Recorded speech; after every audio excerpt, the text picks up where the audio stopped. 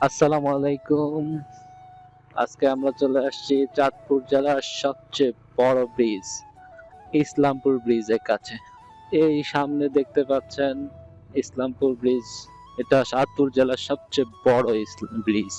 ডাকাতিয়া নদীর উপর দিয়ে এই ব্রিজটা হয়েছে। ব্রিজের এই পাশে হচ্ছে গিয়ে চাঁদপুর থানা আর ওইদিকে হচ্ছে ফরিদগঞ্জ থানা। দেখতে দেখতে আমরা উঠে যেতেছি ব্রিজের উপরের দিকে। ব্রিজের সংস্করণের কাজ চলতেছে, যার কারণে আমরা আস্তে দিয়ে উঠি। এখান দিয়ে আবার রাস্তা খুবই খারাপ অবস্থা, নাই করলে চলে।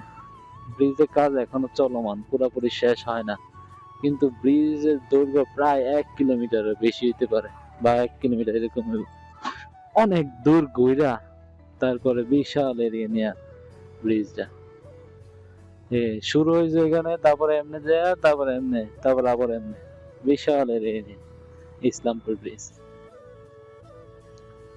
বিকাল হলে এখানে শত শত মানুষ ঘুরতে আসে। তারপরে ব্রিজের উপরে এই যে ফুচকার দোকান দিয়ে বসছে, এক ধরনের একটা ছোটখাটো একটা মেলার আয়োজন চলে এখানে। সবাই এখানে ঘুরতে আসে। আগে যদিও এই সাইডে ছিল ব্রিজের ফুচকার দোকান গুলা সবগুলা, এখন হচ্ছে এই যে ছবি তোলা কাজ চলতেছে, তো ডিস্টার্ব না করি আমরা। চাঁদপুর থানাধীন ইসলামপুর ব্রিজ। এটা অনেকে ফরিদগঞ্জ ইসলামপুর ব্রিজ বলে, আবার অনেকে চাঁদপুর জেলার ইসলামপুর ব্রিজ বলে।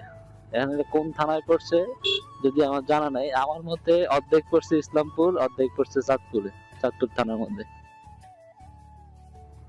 আমরা হাজীগঞ্জ চাঁদপুর থানা থেকে চলে আসলাম ফরিদগঞ্জ থানার মধ্যে। এই ব্রিজের মধ্যে দুই থানার সংযোগ স্থল।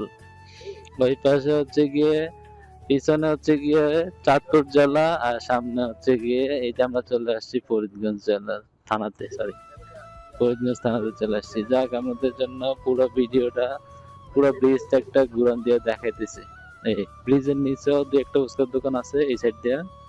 মনে হয় ব্রিজের উপরে ফুচকার দোকান দেওয়া নিষেধ মনে হয়, এই কারণে সবগুলা উপরে সুন্দর সুন্দর ভাবে সাজানো গোছানো দোকানগুলা। এই হচ্ছে ইসলামপুর ব্রিজের শেষ সীমানা।